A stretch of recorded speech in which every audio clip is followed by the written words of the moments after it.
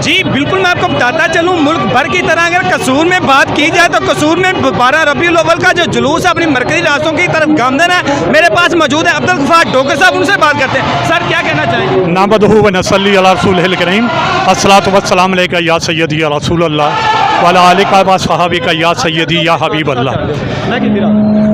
जिस तरह के दुनिया भर में तमाम मुसलमान आज आका सल्लम का यौम विलादत मना रहे हैं, इसी तरह आज हम दरबार हज़रत शेख बहाउर रहमतुल्लाह ताला से ये एक अजीम शान जुलूस लेके आका सल्लम की विलादत की खुशी मना रहे हैं, जिस तरह कि अल्लाह और उसके रसूल का हुक्म है।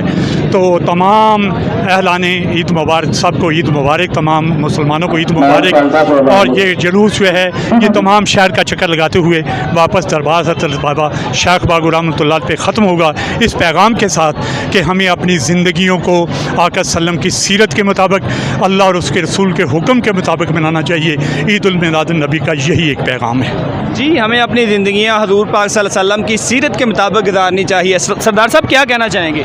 आज का दिन जो बहुत ही बाबरकत दिन है, अल्लाह ताला ने अपने नबी को हमारे दरमियान भेजा। आप सल्लल्लाहु अलैहि वसल्लम की आमद से पहले दुनिया अंधेरों में थी।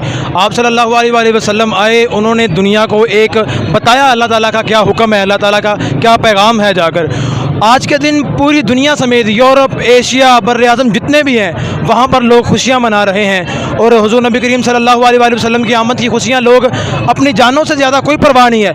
यमन की अगर आप देख लें, वो हालत जंग में है और यमन के लोग इस तरह खुशियाँ मना रहे हैं कि जैसे उनको किसी को कोई तकलीफ़ ही नहीं है। तो ये मेरे नबी की शान है कि जो गमज़दा भी है वो भी इस दिन खुशियाँ ऐसे मना रहा है जैसे उसको कोई तकलीफ़ ही नहीं है। जी, देखा जाए तो मुल्क भर की तरह कसूर में भी गलियों बाज़ारों को दुल्हन की तरह सजा दिया गया और हर इंसान अपने अपने अंदाज में प्यारे नबी हज़रत मोहम्मद सल्लल्लाहु अलैहि वसल्लम की विलादत की खुशी में खुशियाँ मना रहा है। जी।